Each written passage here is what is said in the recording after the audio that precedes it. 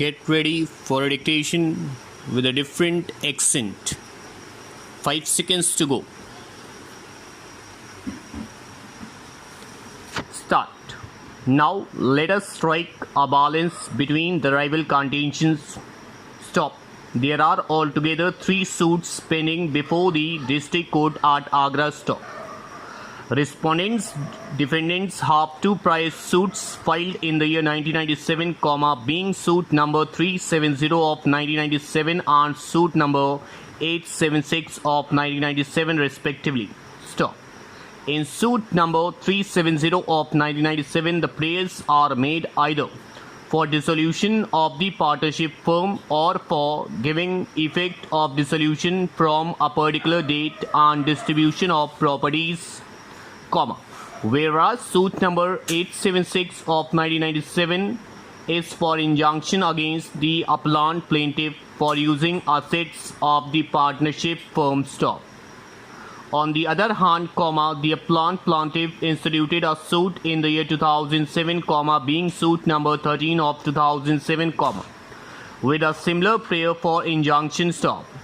There is a big gap of 10 years in between the period of instituting the suits by or between the respondents and the appellant. Stop. Therefore, it appears to us that the dispute amongst the parties is long-standing. Stop. It appears to us that all the suits are, by and large, made for the purpose of getting the appropriate orders in connection with dissolution of partnership firm and or distribution of the properties including the goodwill, and for restraining either of the parties in interfering with the business. Stop.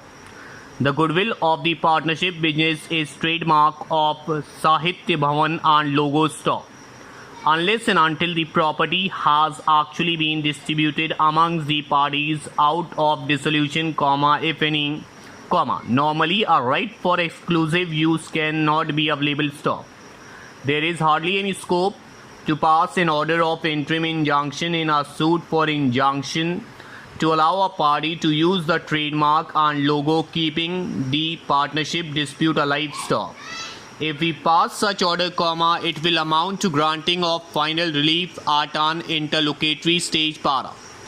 A question of prior user of the trademark and logo by the appellant plaintiff is prima facie not disputed as per the order of the appropriate intellectual property appellate board, New Delhi, but the goodwill of the property of the proprietorship stepped in the shoes of the partnership firm, which was also appreciated by the board. Stop.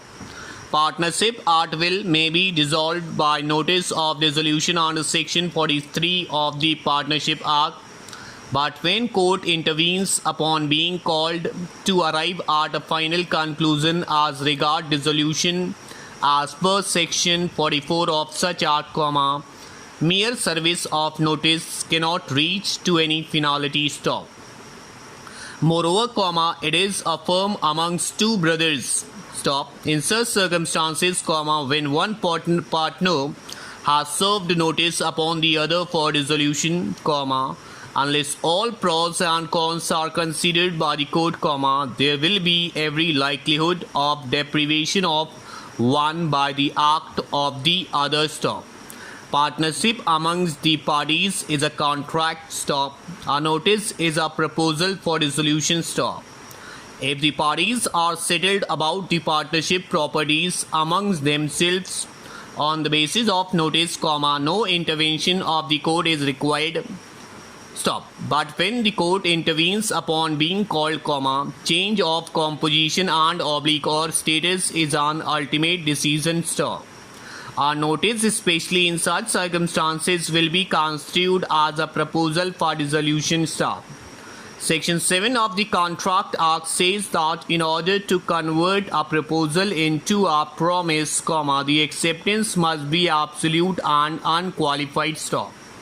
The state before us cannot be said to be proper for conversion of proposal to promise, being absolute and unqualified. Stop.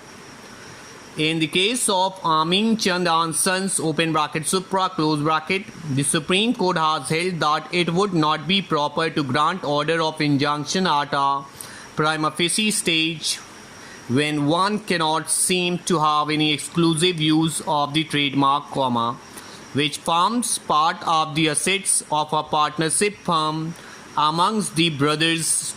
Therefore, it will not be proper for us to pass any affirmative order in favor of the appellant plaintiff at this stage.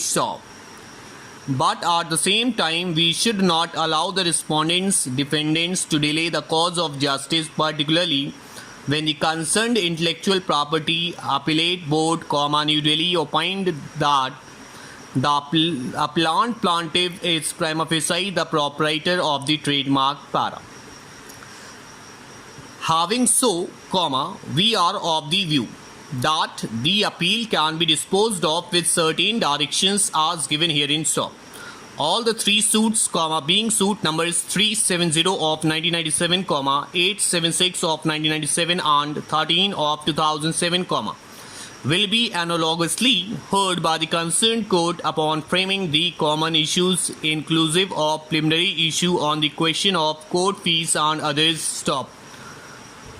If any, and as a common cause, the same will be disposed of preferably by the end of December, 2008. However, if it appears to the court that one of such suits is likely to be dismissed only on the basis of insufficiency of court fees, etc., being preliminary point, there is no need to pass any order on merit in such suit, and the analogous hearing will be given only in respect of the regularly available suits by eliminating the same. No unnecessary adjournments will be granted by the court. In case of necessity, day-to-day hearing will be given for the purpose of early disposal of the suits. However, the court is not debarred from hearing any interlocutory application if it is made appraise by the appellant plaintiff in case of necessity. But if the court is convinced by the submission to pass an order with regard to main relief, the same will be made only on imposition of the condition to deposit the entire sum of rupees 10,00,000 open bracket rupees 10 lakhs only close bracket in the court. Thus, the appeal is disposed of, however, without imposing any cost. Over.